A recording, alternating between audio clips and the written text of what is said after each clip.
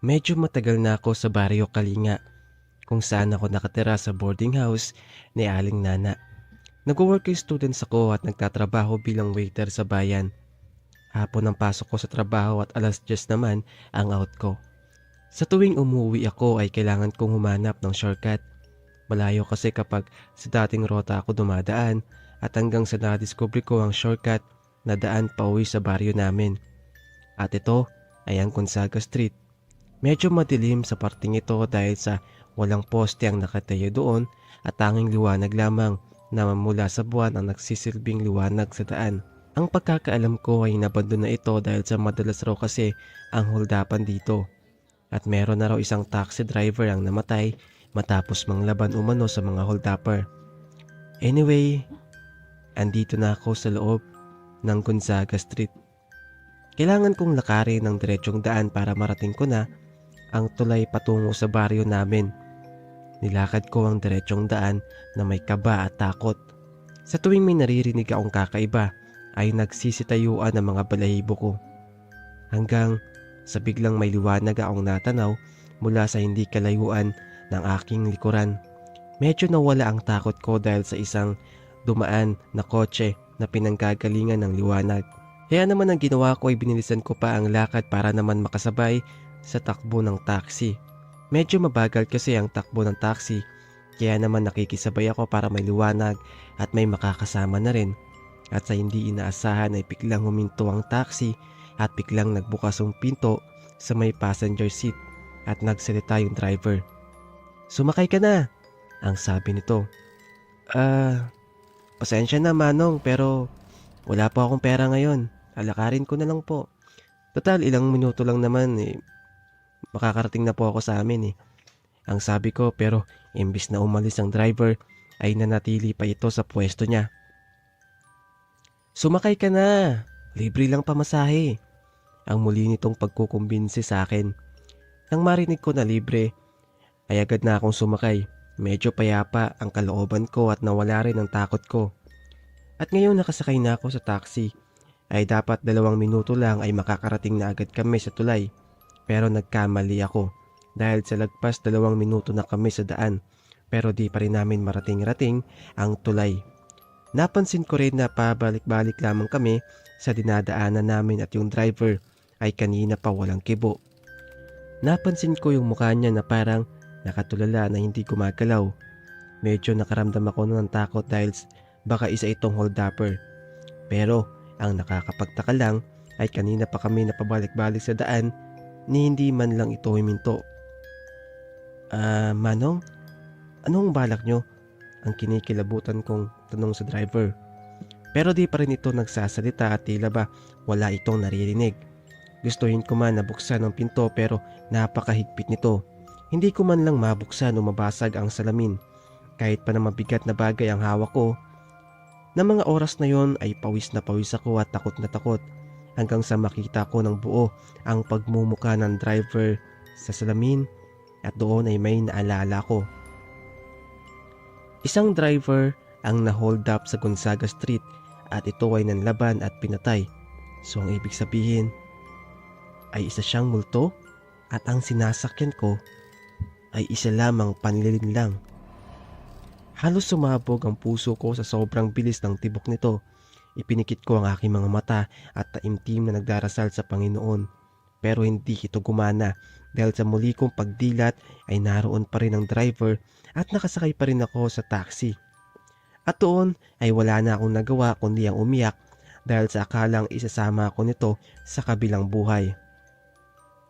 Pero habang unti-unting pumapatak ang mga luha ko ay biglang tumigil ang taxi at sa labas ay natanaw ko ang dalawang armadong lalaki.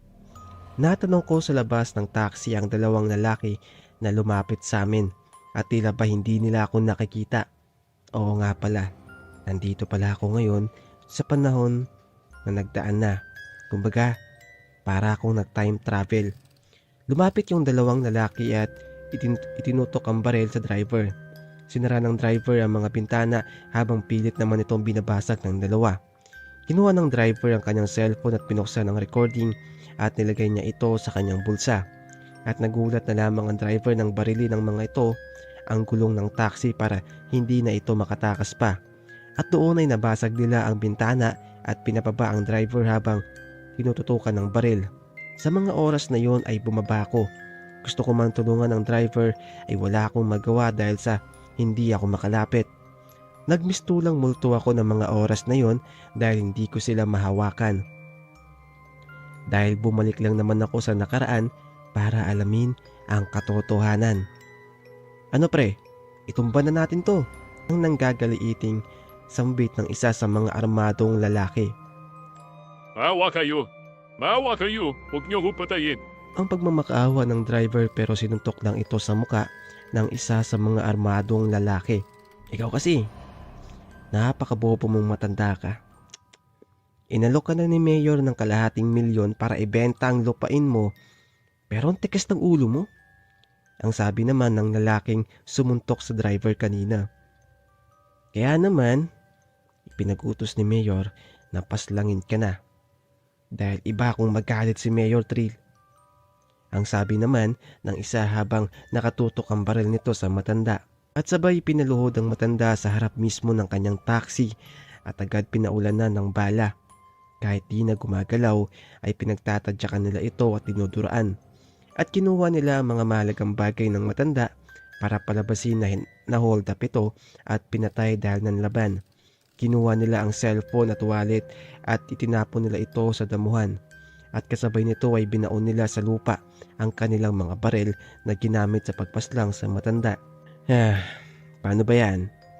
Nakaka-jackpot na naman tayo ng mga babae. Oo nga, 3 babae ang kukunin ko sa gabing to. At doon ay biglang nagdilim ang paligid at nang muling lumiwanag ay nagulat ako dahil nakahiga na ako sa gilid ng kalsada kung saan binaril ang driver. May mga sasakyang tumigil para tingnan kung ano nangyari sa akin at ang mga oras na yon ay maaga na. Boy, okay ka lang ba? Na-hold up ka pa dito? Baka gusto mong tumawag kami ng pulis. At agad akong tumayo at sumagot. Sige po, tumawag po kayo ng pulis. At sa ilang minutong pag-aantay ay dumating na rin ang mga pulis at may kasama itong media. Kinausap ko ang kapitan at sinabi ang totoong dahilan ng pagkamatay ng driver. Sa una ay pinagtawanan lang nila ako dahil matagal nang sarado ang kaso dahil sa di matukoy kung sino ang mga hold-upper. Pero sinabi ko sa kanila na hindi hold-up ang dahilan kundi sinadya ito ng makapangyarihan sa aming lungsod. Agad kong tinungo ang damuhan kung saan tinapon ang mga gamit ng matanda. Paano mo nalaman ang tungkol sa mga bagay na yan? Narito ka ba nang mangyari ang pagpatay? Ang tanong sa akin ng kapitan. At doon ay sinabi ko na lamang na nakita ko ang buong pangyayari at ito ay sinalaysay ko sa korte. Agad nagtanong ang abogado ng driver na namatay kung bakit ngayon lang ako nagsalita sa korte. Pero ang sagot ko ay natakot akong pagbuntuan ng galit ng mayor ng aming lungsod. At base na rin sa cellphone ng matanda kung saan nakarecord doon ang buong pangyayari. At narinig pa doon ang pagsabi ng isa sa mga pumatay ang pangalan ng mayor. At base na rin sa 2 suspect na itinuro ko at nagmatch din ang fingerprint ng dalawa sa baril na ginamit sa pagpatay sa driver. Ipinataw kay mayor ang pagkakabilanggo ng habang buhay. Pinagbayad din si mayor ng kaukulang damage na nagkakahalaga na 1.2 million para sa pamilya ng biktima.